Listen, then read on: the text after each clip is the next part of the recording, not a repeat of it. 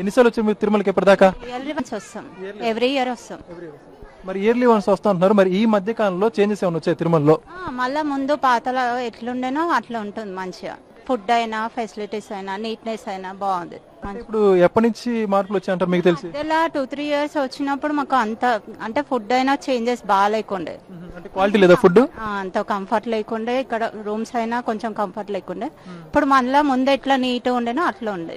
Food అయినా మంచిగా quality ఉంది. ఇప్పుడు లడ్డు తీసుకున్నారా? తీసుకున్నాం. లడ్డు క్వాలిటీ కూడా బాగుంది, ముందట్లా ఉంది. అన్నప్రసాదంలో వడ ఎక్స్ట్రా యాడ్ చేశారంట, తీసుకున్నారా?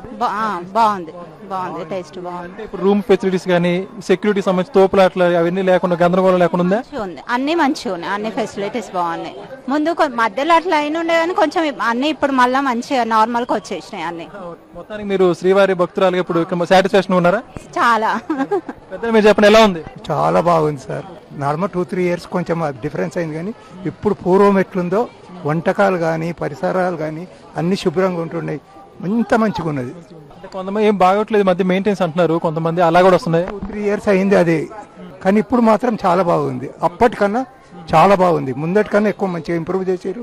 రూమ్స్ కూడా అన్ని క్లీన్ ఉంటున్నాయి. ఉన్నంత మాత్రాన అంతా అదే లేదు కదా. ఇంత పెద్ద ప్లేస్ లో ఎన్నో కొద్దిగా ఏదో ఒక దగ్గర ఉంటది, అట్లని మొత్తాన్ని తప్పు పట్టలేం కదా.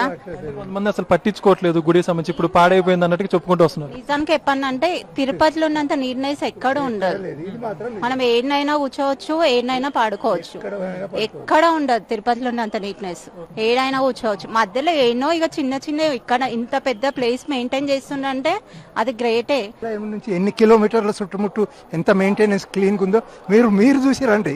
మేము చెప్పడం వేరు, అయినా ఎవరో ఒక రోజు వచ్చి ఎక్కడో ఏమోనో చూసి అదంతా ఖరాబ్ ఉన్నదని చెప్తే ఇక వాళ్ళ మాటలు పట్టుకొని మీకు చెప్పేది మేమేముంది చెప్పండి.